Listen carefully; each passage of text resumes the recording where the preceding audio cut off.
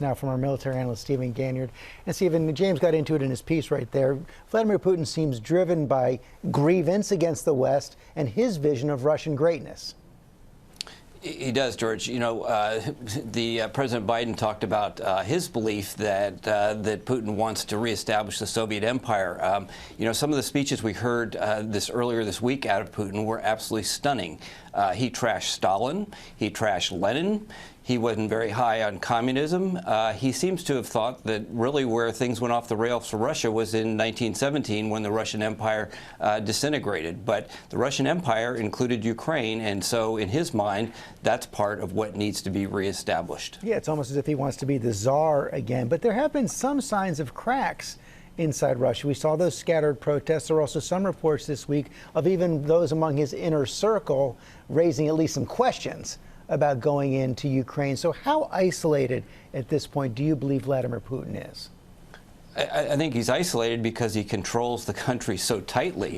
You know, there's no popular sentiment that's pushing him to do this. This is what Mr. Putin wants. And you think about what Ukraine represents to him. It's a strategic buffer. He does not want a country that is edging towards the EU, that's edging towards democracy on his doorstep. He wants to create that buffer from NATO. So what we're going to see here is that he's going to pressure Ukraine to capitulate and to be compliant, if not put in a puppet government. I think we can look at history here. How does this play out? Is this Mr. Putin in 1999 who went into Grozny and Chechnya and took 8 bloody years to leave? Or is this the Putin that went into Georgia in 2008 and was done in essentially 5 days?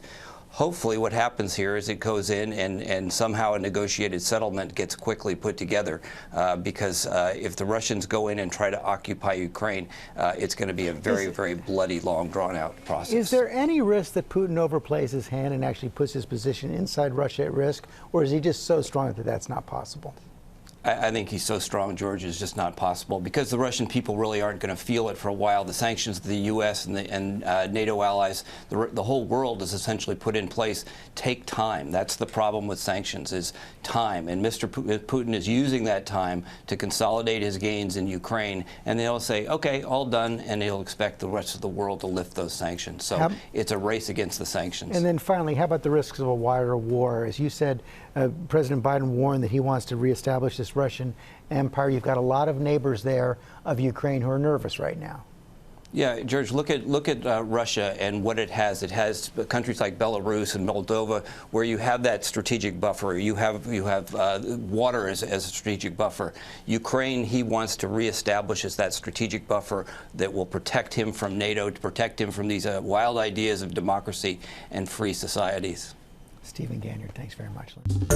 Well, hey there, GMA fans. Robin Roberts here. Thanks for checking out our YouTube channel. Lots of great stuff here. So go on, click the subscribe button right over here to get more of awesome videos and content from GMA every day, anytime. We thank you for watching, and we'll see you in the morning on GMA.